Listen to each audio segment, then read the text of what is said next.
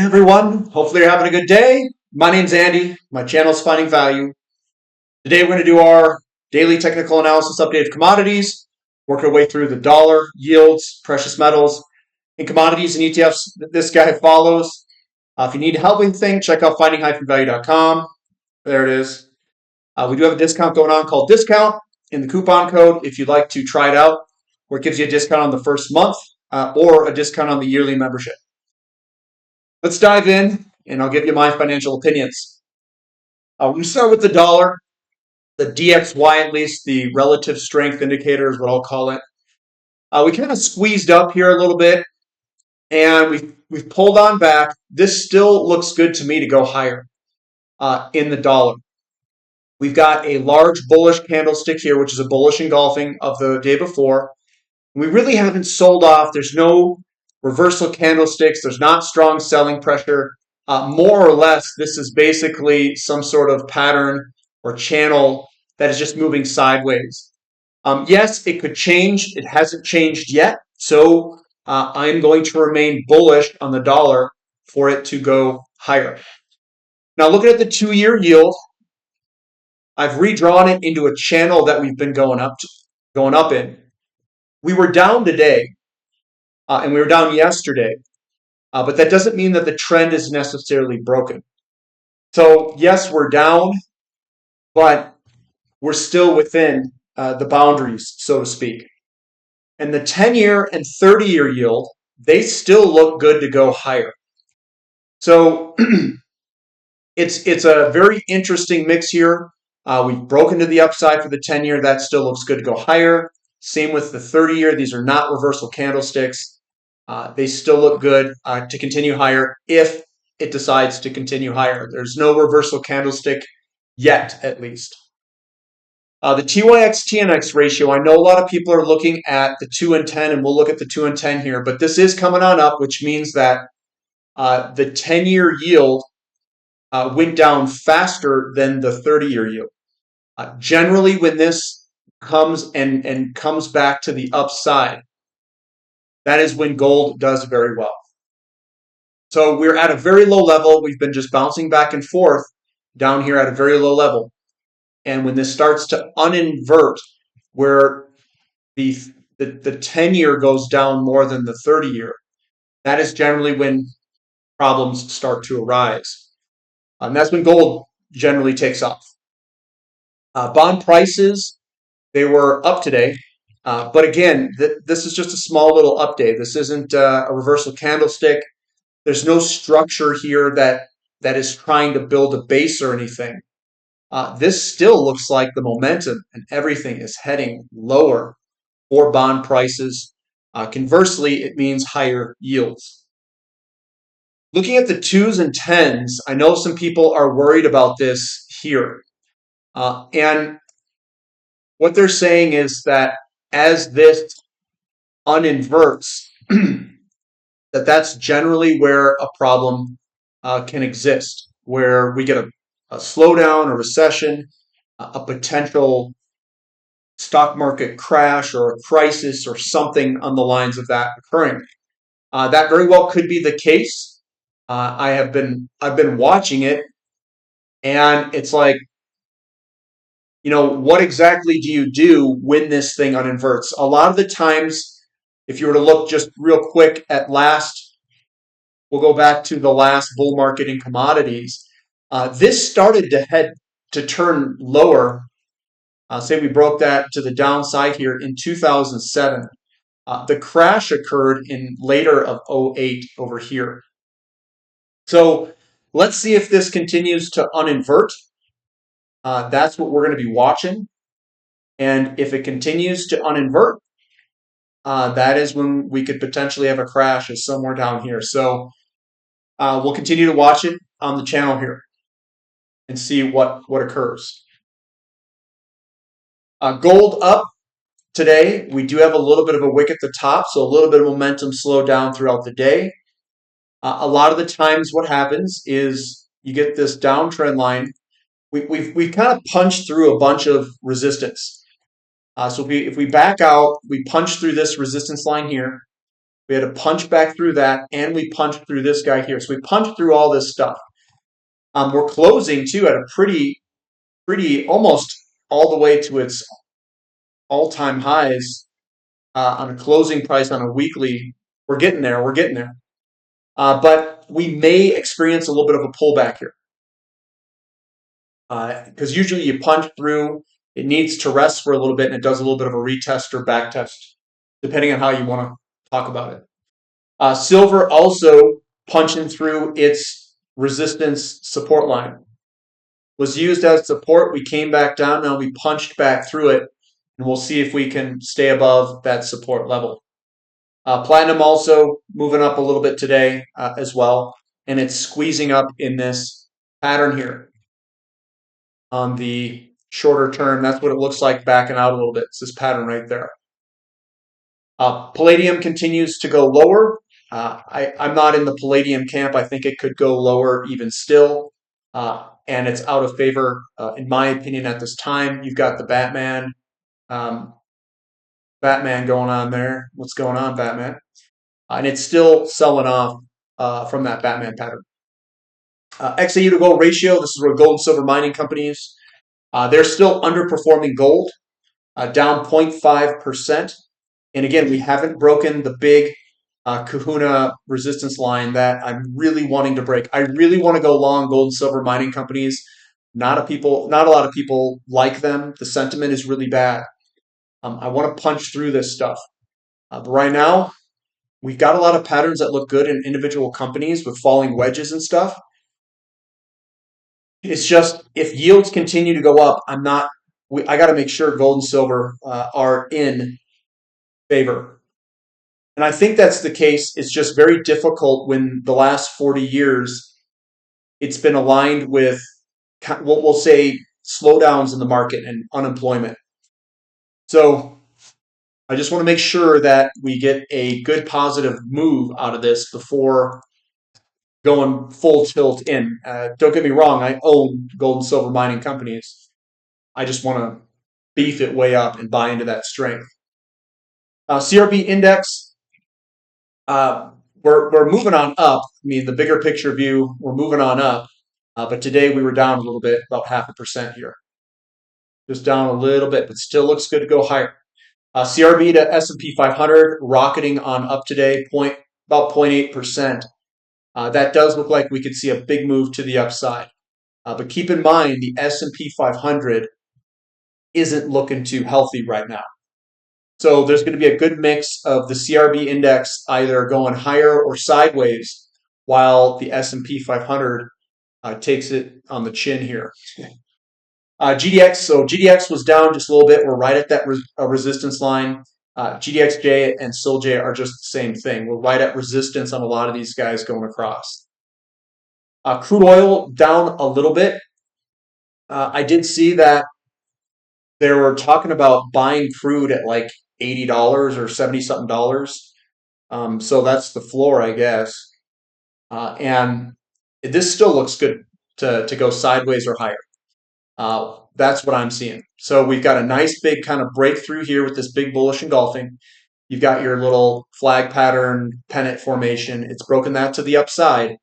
So I think we'll work our way sideways to higher over time.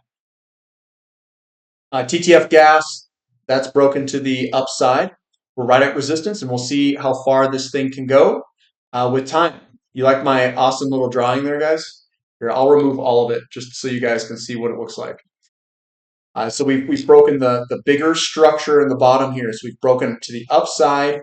It's consolidated, and it's created basically a pattern that we just broke through today. So it's a little pattern like that. Here's the dailies, and doing a little bit of a right on support. Nat gas pulling back a little bit. We're right at the support now. So we've punched through, we've come on back, and we're just right at support.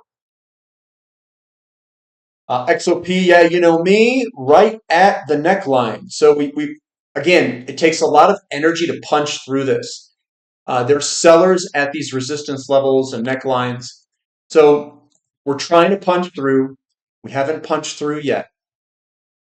If oil continues higher, I would expect XOP to continue higher. So we've basically had a massive sell-off here all the way to the bottom of 2020. We've come all the way up, hit our head again, and then we hit our head again. This is a lot of selling pressure coming through here on that side as well throughout the years. So be patient here, and we'll eventually work our way through up above this. We may even have to loop back down again or something like that, which is a possibility. OIH also getting a little bit of selling pressure, but again, buyers came in and bought it up throughout the day. It's not just strong selling pressure. This was your selling pressure here, and then buyers came in and bought it back up. So there are buyers there. It's not just one-way street. One-way street looks like this. That's big selling pressure, and then another bounce. But it's hanging in there. And again, if the overall markets sell off, there is a possibility that this does head lower. You can see it through this structure there, where we could come back further to the downside with this bearish engulfing leading in on the weekly. So there is the possibility of further pullbacks in energy service in front of us. Sprott Uranium Trust on the weeklies looks strong like bull. A little bit of a small day today, but we've punched up through this pattern here, and hopefully we can keep that momentum going. URA also punched on through, but again, not the follow through today at least. The overall markets are puking on themselves, so be patient. We might be a little bit impacted by the overall markets taking a dump, but yeah, let's just wait and see if we get some momentum to generate. URNM's doing the same thing. It's a little down day. It looks fine. Everything still looks good to go higher, and URNJ is the same thing. Still looks good to go higher. Nothing really to worry about at this time, at least not yet. TAN, that's dumping. So this guy kind of consolidated up, came down yesterday, and it's dumping today. The overall market's also dumped, so it looks like this is getting influenced by the overall markets. COPX also starting to get some selling pressure, and we could be coming out of this channel, and we could come back more towards this support line at $29, which is the neckline of the bottom.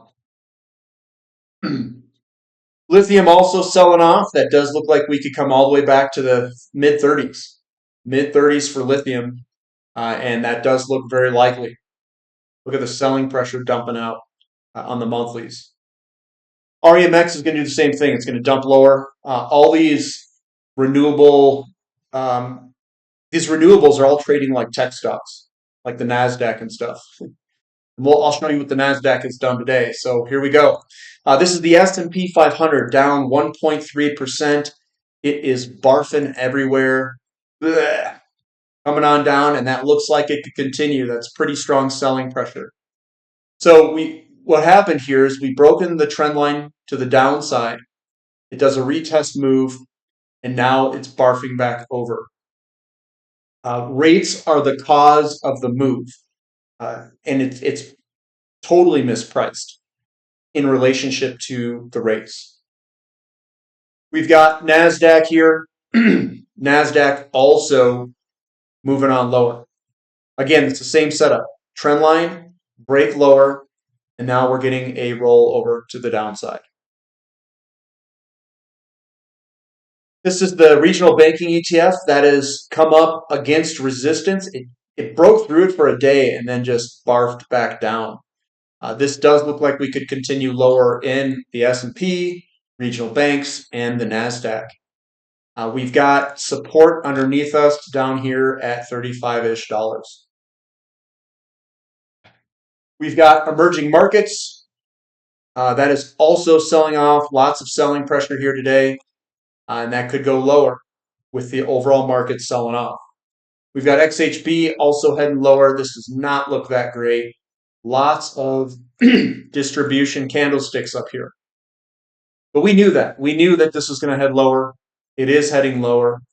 And basically what we're waiting for is Powell to reverse his stance. No, I think the whole markets are waiting for that. Again, we could head all the way back down to 58, $60 down here on the home builders ETF here. So maybe somewhere back down here. Moves also heading lower. We could come back to about 69, $68 and do a full retest down here, and we'll see if that support holds. Copper is starting to sell off a little bit more aggressively. To me, this looks like we have some downside potential here, and the overall market's selling off is going to drag down copper with it. You could even see, I think, the home builders, housing starts, it could all drag lower with a slowdown in the overall markets. Definitely a possibility, much like the 2000, 2001 slowdown that we have. FEF, this is iron ore. Iron ore also sold off today, but we're still sitting on top of the falling wedge. We've broken that out, and it still looks good to go higher with time. Still looks good. Nickel up a little bit. Again, I'm not jumping in front of that. Sideways to lower, still. Aluminum down 0.32%. Not much today compared to some of the other sectors, but it's right on support. Baltic Dry Index down a little bit, but again, this still looks good to continue to the upside. Now, if the overall markets really get hit, I do expect iron ore and Baltic to sell off with the overall markets, depending on how big that move is to the downside. Newcastle Coal futures up 2.4% today, and I think we're going to be basing out here. So that's looking a lot better. And we're starting to get that base developed with time. We've got Bitcoin moving higher and Ethereum moving higher. Why would they be moving higher? Maybe they're pricing in liquidity or QE or stimulus or yield curve control. I don't know what it might be, but maybe it's foreshadowing some sort of loosening in the system. But Bitcoin's looking quite strong here. Now we're underneath this resistance line. So is this basically a return move upward where we sell off massively? That's yet to be seen, and we'll watch for it over the next few weeks. So that's what I've got for today, guys. That's what the markets are looking like.